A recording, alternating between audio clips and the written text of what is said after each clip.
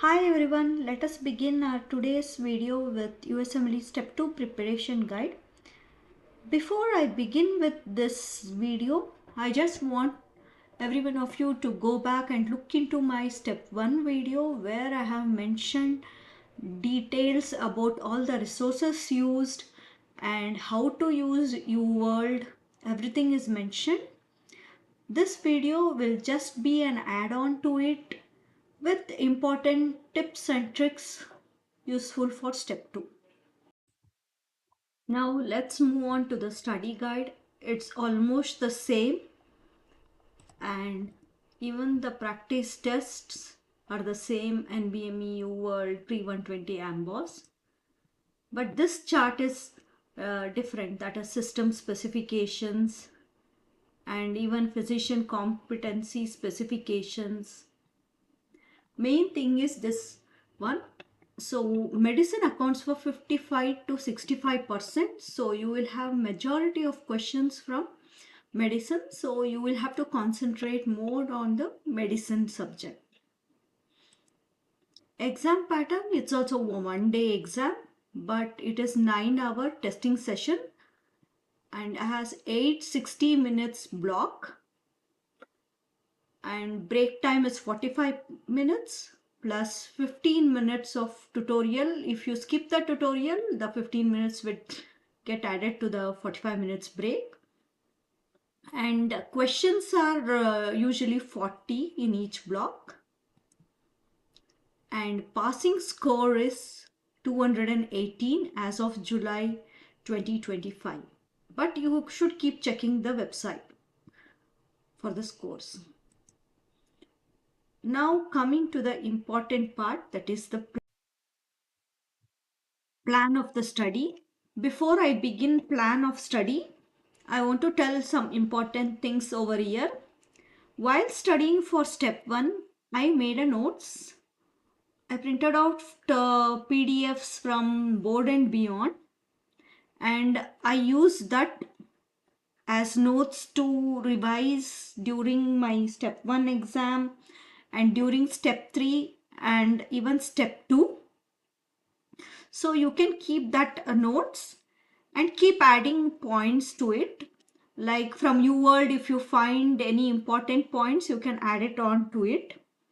And even I printed out the charts in UWorld, for example, about proto-oncogenes and tumor markers. All those things I printed out and saved in that notes. So which was very helpful for me to revise during exam. And one more important thing is don't try to keep too much gap between step 1 and step 2. Always you keep around 2 to 6 months between two exams. If you keep more than 6 months gap, then you will have to re-revise everything. What I meant by that is you need not have to start from the scratch how you began for your step 1. You can directly go to UWorld if you keep a less gap of 2 to 6 months and you wouldn't have forgot your concepts. And you do 40 questions block as I told you in your step 1 video and read the explanations of all the questions. And after reading the explanations, if you feel you need to know extra on that topic, go back to your notes and read that and make a note of whatever UWorld extra points in your notes so that that will be easy for you for revision time. One more important thing what I have to mention over here is you will get a lot of biostat questions in your step 2, like drug hats you will get and so many different type of questions. If you go through Randy Neal's videos and all the tips what he has told how to answer those questions, if you follow those tips, it will be very easy for you to answer all the questions in biostat and even most importantly drug ads. Those are the difficult ones in step 2. And don't forget to review AMBOSS, the vaccine part, high risk factors, ethics, quality improvement and patient safety. Don't try to take more subscription for that. You just take around 1 or 2 months of subscription of Amboss. That would be enough for you. And then you will have to do your practice test, NBME, all those things. Let me try to summarize the plan for step 2. You will start off with UWorld questions, and then Randy Neal Biostat videos, and Amboss you will keep it to the end, 1 month before your exam, either 1 or 2 months before your exam.